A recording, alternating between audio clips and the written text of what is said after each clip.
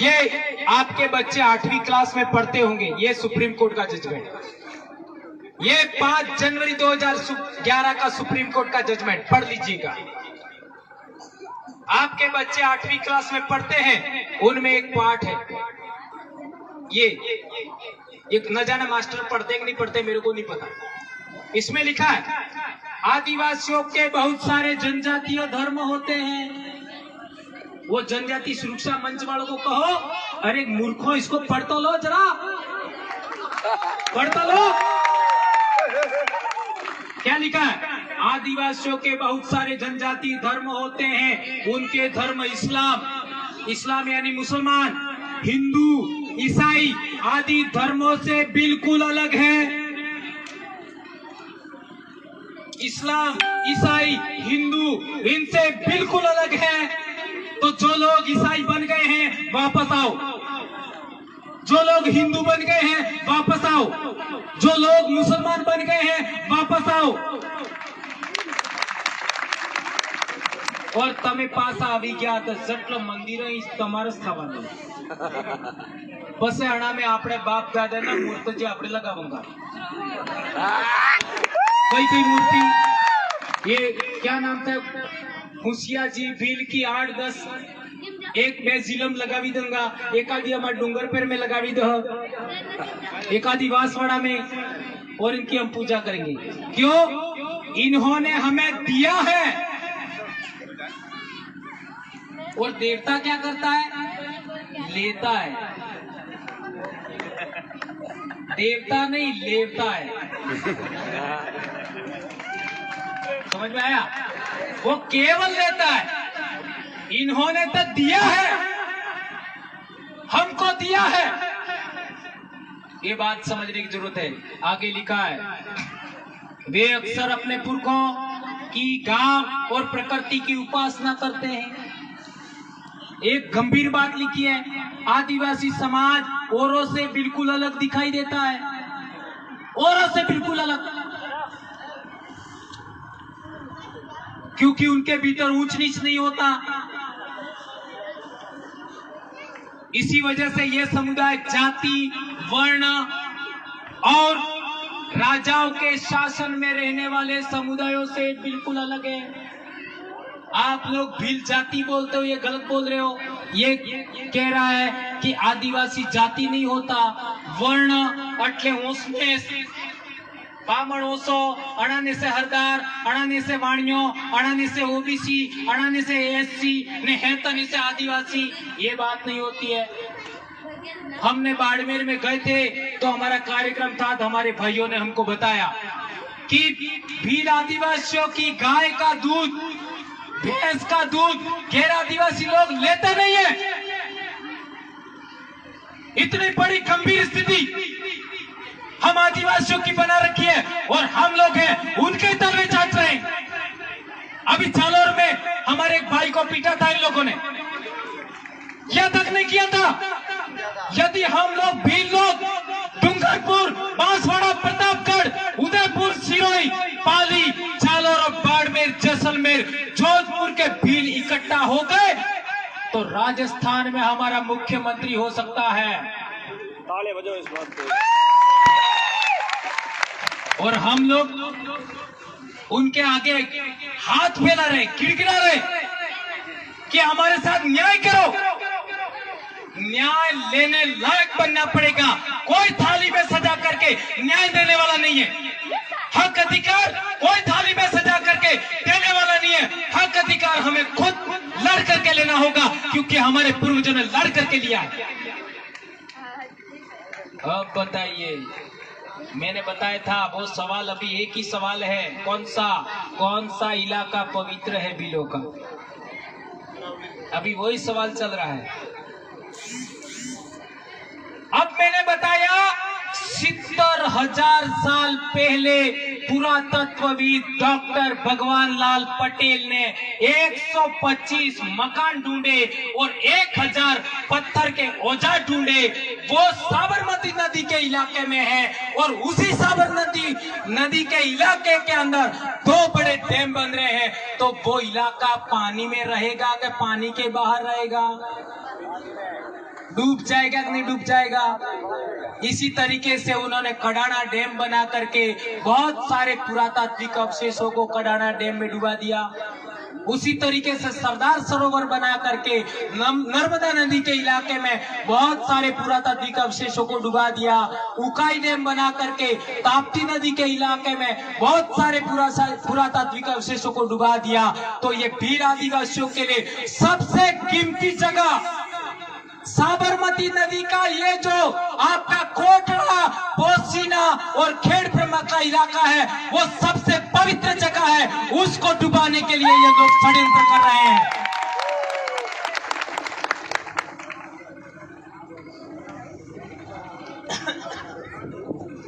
ये समझने की आवश्यकता है। आपका सबसे पवित्र जगह कौन सा है? जहां पर साबरमती नदी बहती है, जहां आज की तारीख में कोटड़ा तहसील है, पोसीना तहसील है, खेड़ ब्रह्मा है, और आपका ये इलाका है, ये बारावली का इलाका है, वो सबसे ज्यादा आदिवासियों का, भील आदिवासियों का, पूरे देश के भील आदिवासियों का सबसे प्राचीनतम और सबसे पवित्र जगह है। उसकी सुरक्षा की जिम्मेदारी हमें लेनी है। यहां से निकल करके हमारे पूर्वज नदी के सहारे सहारे गए होंगे और आगे जाकर के सिंधु घाटी सभ्यता का नगर लोथल बसाया होगा, सिंधु घाटी का नगर सुरकोटड़ा बसाया होगा, सिंधु घाटी का नगर रंगपुर बसाया होगा, सिंधु घाटी का धोलावीरा नगर बसाया होगा। ये क्योंकि यहां से ही नदियां निकली। अब वो ही वहां से लोग विस्थापित हुए तो वो वापस हमारे इलाके में आए और उन्हीं के वंशज आज हम हैं। वहां से आने वाले लोग जब उस इलाके के अंदर बाहर से जो विदेशी लोग आए, उनका कब्जा हो गया, तो उन्हीं पूर्वजों ने सबसे पहले आकर के आबूगढ़ पर सबसे पहला हमारा राज कायम किया था। आप इतिहास पढ़ लेना, मारवाड़ के अंदर 9 राज्य थे आदिवासियों के, 9 मारवाड़ में, और 9 आदिवासियों के राज्य थे। उन राज्यों को सबसे पहले नागवंशी लोगों ने जीता। ध्यान रखिए, भील आदिवासियों के 9 राज्य थे मारवाड़ में, उनको नागवंशी लोगों ने जीता, और नागवंशी लोगों को राजपूतों ने जीता, गुर्जर, प्रतिहार, चौहान, इन लोगों ने। और इसके बाद में आपका चावड़ा, चालुक्य, इन लोगों का राज आता है, और अंत में राठौड़ों का राज आता है। खेड़ ब्रह्मा, ईडर में राठौड़ लोगों का राज हुआ, पाली के अंदर राठौड़ों का राज हुआ, जोधपुर में राठौड़ों का राज हुआ, और पिछले दिनों हम बिनमाल आए थे जसवंतपुरा में, लोहियागढ़ के क्या नाम है, वहां पर भी भील आदिवासियों का राज था, उसको भी राठौड़ों ने जीता था। ये बात सिद्ध होती है। तो आबूगढ़ हमारे पूर्वजों का सबसे पहला राज था। इसलिए हम कहना चाहते हैं, इस मारवाड़ के सभी आदिवासियों को कहना चाहते हैं कि आबूगढ़ पर, आबू पर्वत पर जिन भी आदिवासियों को एक घर बनाने नहीं दिया जा रहा है, उनके लिए भी हम लोग एक बहुत बड़ा जन जागरण पूरे इलाके में फैला करके कोटड़ा के बाद हो सकता है आबूगढ़ भी जाएंगे हम लोग। पूरे देश का भील आदिवासी बुलाएंगे हम लोग। और आज हम लोग भील प्रदेश का वहां झंडा भी गाड़ करके आए हैं। आबूगढ़ सबसे पहला हमारा राज था।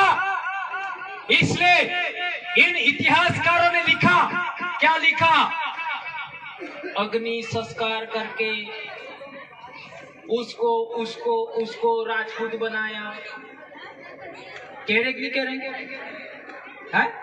अग्नि संस्कार करके कब किया कोई पता नहीं।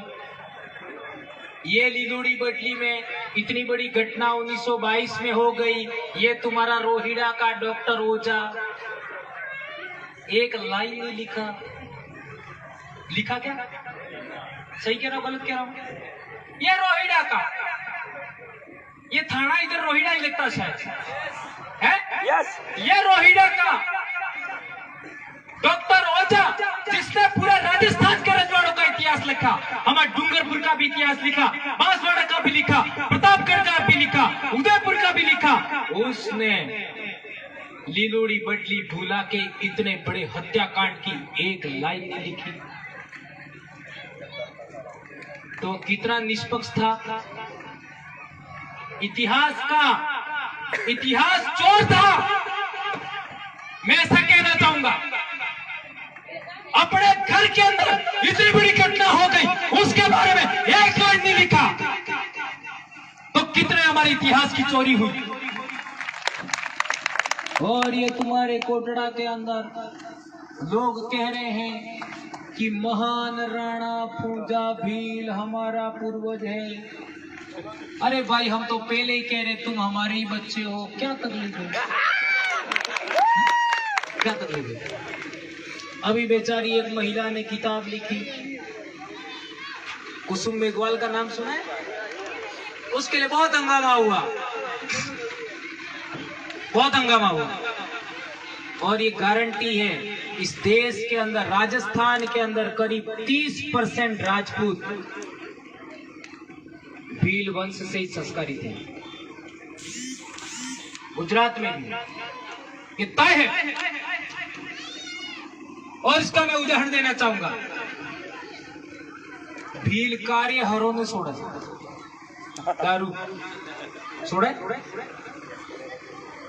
सोडा भी था कि क्या अपन भील हरो छोड़वा बल्ले तैयार नहीं है। और यही लक्षण राजपूतों में है। सही कह रहा हूं गलत कह रहा हूं? मंथन करिएगा, सारे नहीं कह रहा हूं, 20-30% की बात कर रहा हूं।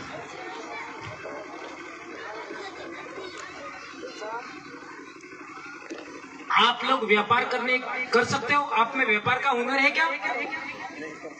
अरे कलाल आज की तारीख में व्यापारी बन गया। कलाल पटेल लोग आज की तारीख में व्यापारी हो गए। भील आज भी व्यापार नहीं कर पा रहा है। राजपूतों में व्यापार का हुनर है क्या? अरे कलाल कर सकता है, राजपूत व्यापार क्यों नहीं कर सकते? डीएनए में नहीं है। किस किस के डीएनए में नहीं है? समझ गए? इसलिए इतिहास को सबसे ज्यादा समझने की जरूरत है।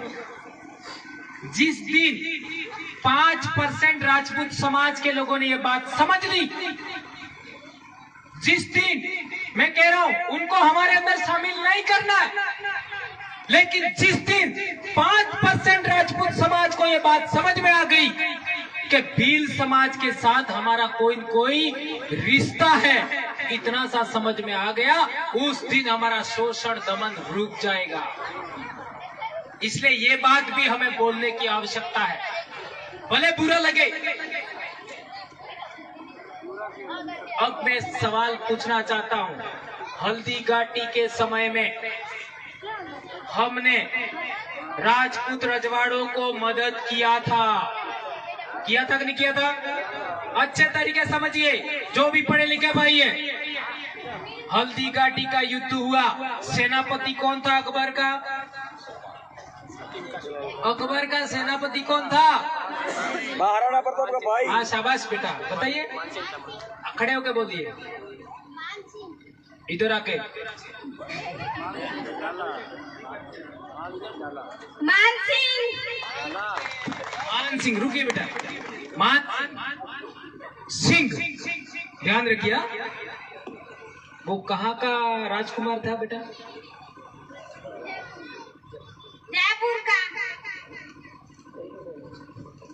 जयपुर का। अब आप कहते हो हमारे बच्चे पढ़ नहीं सकते।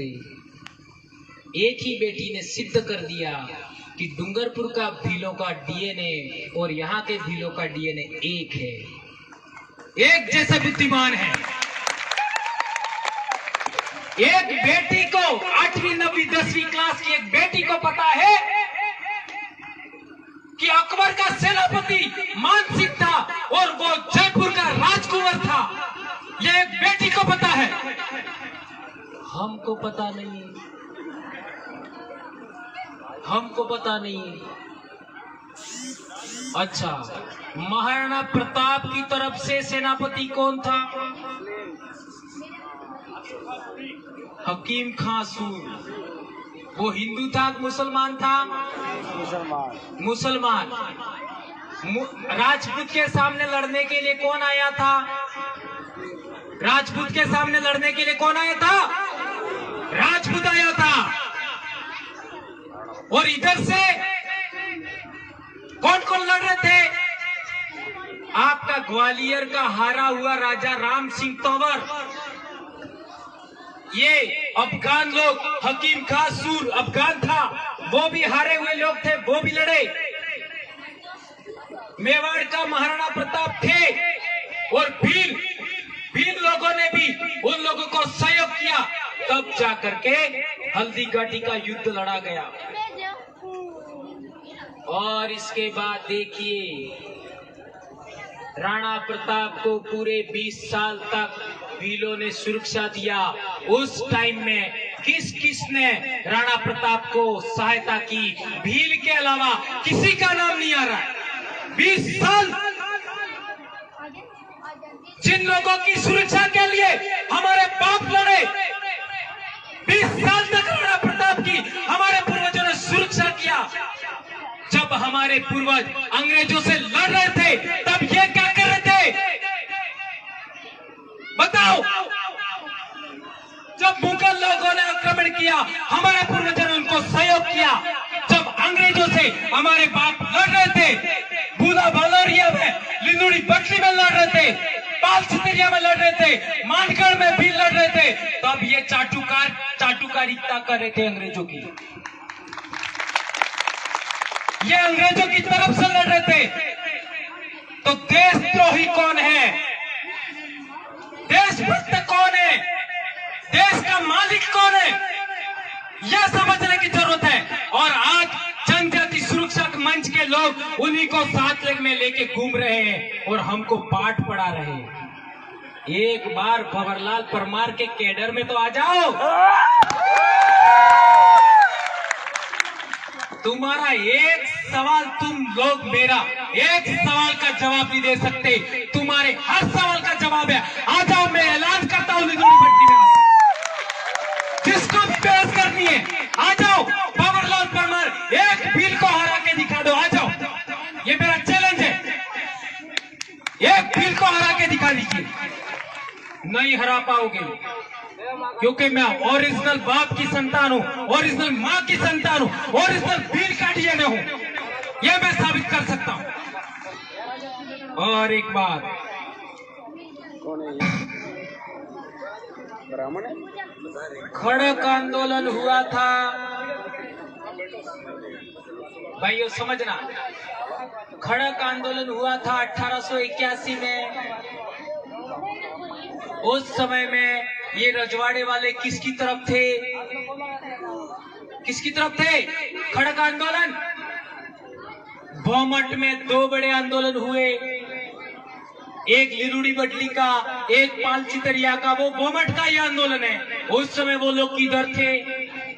इससे साबित होता है कि देशद्रोही कौन है और देश प्रेमी कौन है, राष्ट्रभक्त कौन है, स्वाभिमान कौन कौन है, देश का मालिक कौन है, यह बात साबित होती है।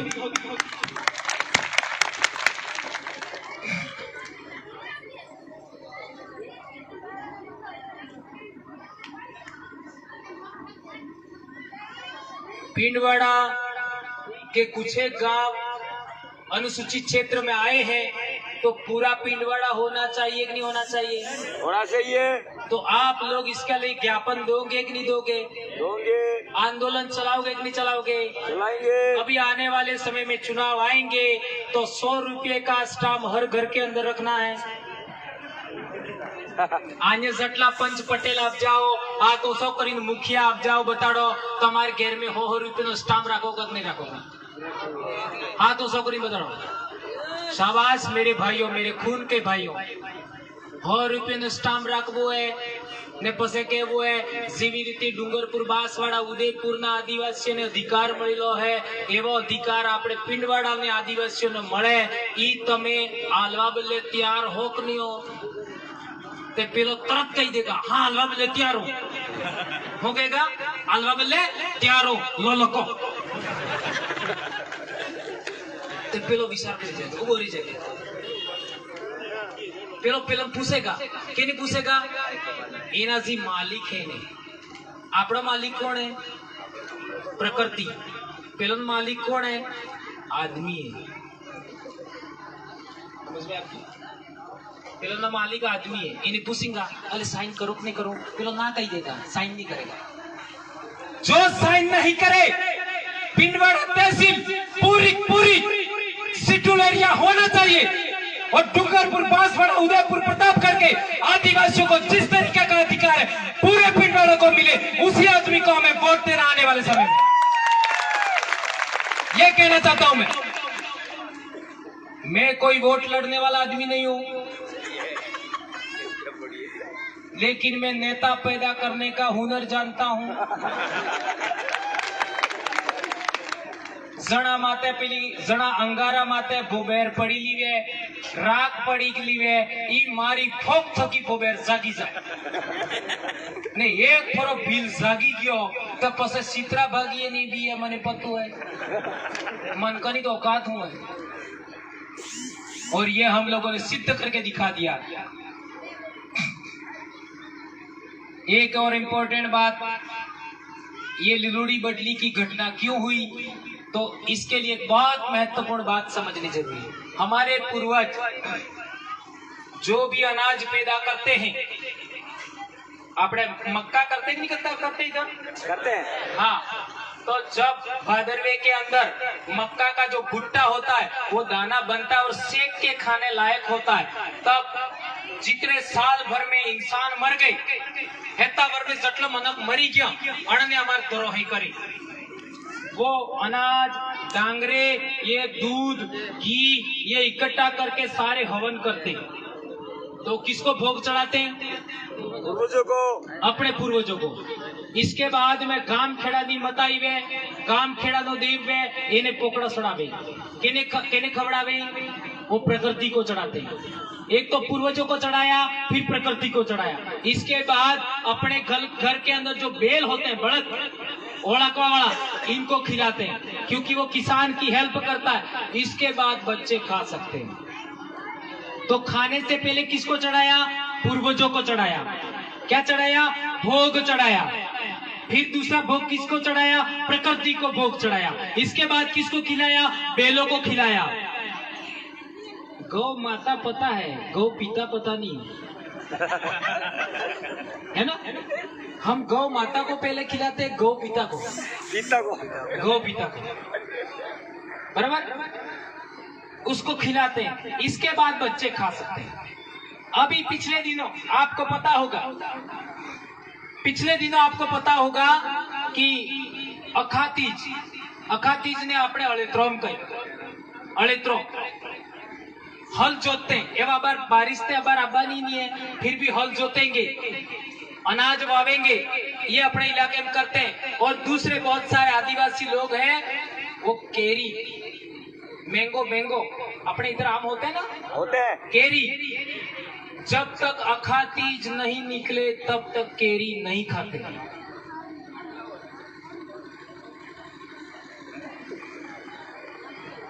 यदि ऊपर से गिर गया है आम, ऊपर से गिर गया है तो खाएंगे, तोड़ के नहीं खाएंगे। क्यों? ये बहुत रहस्यपूर्ण बात है।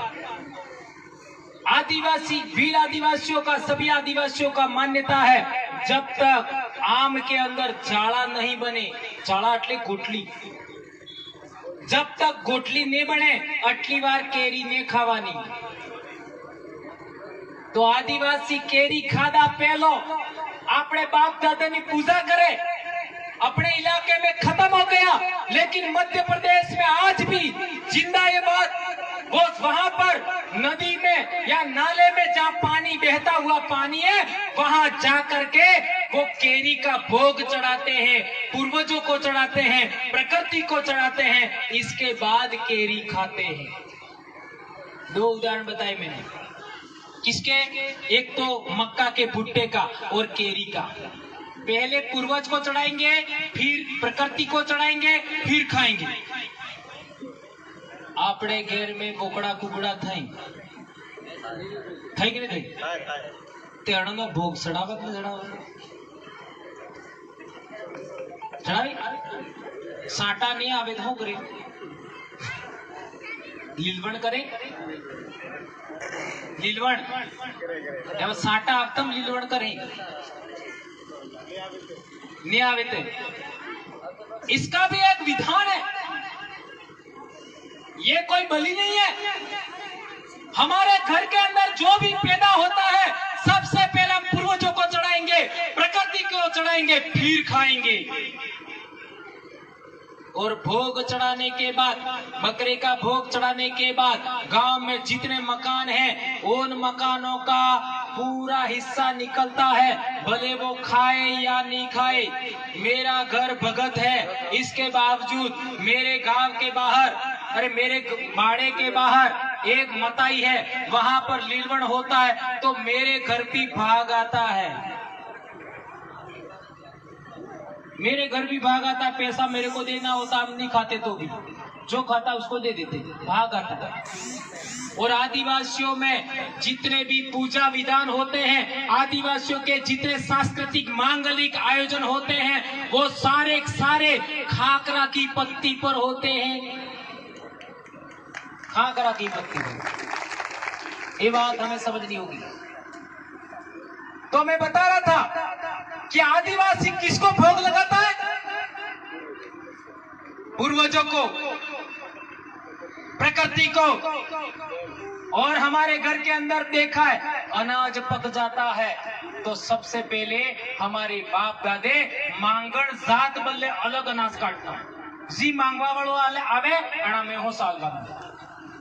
कोई जरूरतमंद इंसान आता तो उसको भी मुफ्त देते थे, कोई बीज लेने के लिए आता उसको भी मुफ्त देते थे। पर जो मजदूरी नहीं करता है, हमारे सामने आंख उठाता है, हमारे सामने गलत बोलता है, हमको भला बुरा कहता है, उसको कभी नहीं देते थे। सही कह रहा हूं कि मैं गलत कह रहा हूं? तो ये लगान थी वो सही थी कि गलत थी? जो लगान लेने वाले लोग थे, जो भोग लेने वाले लोग थे, वो हमारे पूर्वज नहीं थे, न हमारे लोग थे। आए समझ में? हमारे पूर्वज भी नहीं थे, हमारे समाज के भी लोग नहीं थे, इसलिए हमारे लोग देना नहीं चाहते थे। और वो प्रकृति के विरुद्ध था, इसलिए देना नहीं चाहते थे। और फिर वो अनाज हमने उगाया, हमने पैदा किया, हमने चारा निकाला, सारी मेहनत हमने किया, इसलिए हमारे पूर्वज नहीं देना चाहते थे। इस बात की लड़ाई थी, ये बात समझनी होगी। भूला बालोरिया में लड़ाई क्यों हुई, इसका यही उत्तर है। इसको अच्छे तरीके समझने की जरूरत है।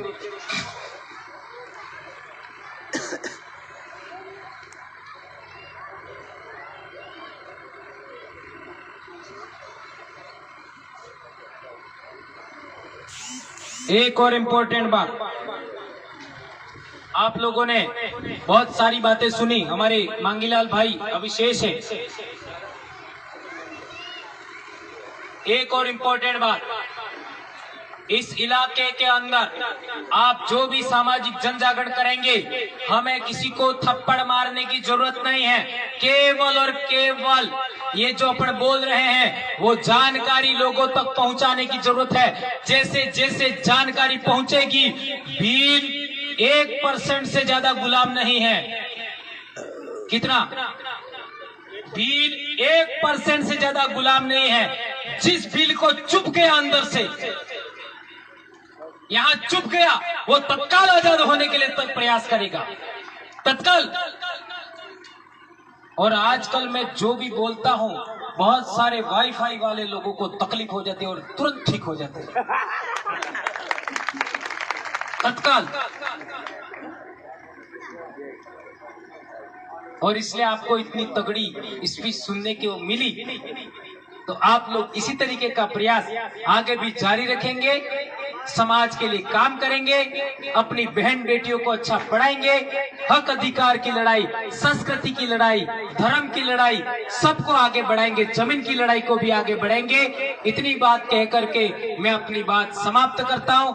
जय आदिवासी, जय जोहार, जय भील प्रदेश। एक नारा हो जाए, जय जोहार का नारा है, भारत देश हमारा है। हाथ ऊंचा करके दोनों हाथ, जय जोहार का नारा है, भारत देश हमारा है। जय जोहार का नारा है, भारत देश हमारा है। धन्यवाद, आभार। आप लोगों ने मुझे आराम से सुना और शांति प्रिय बैठे रहे, उसके लिए आप सबका शुक्रिया। धन्यवाद।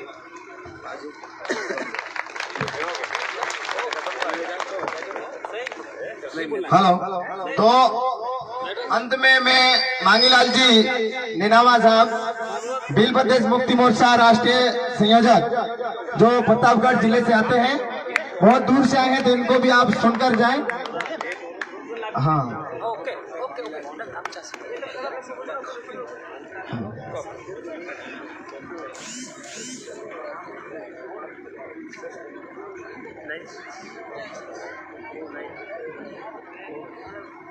आज के इस भूला वलोरिया की पावन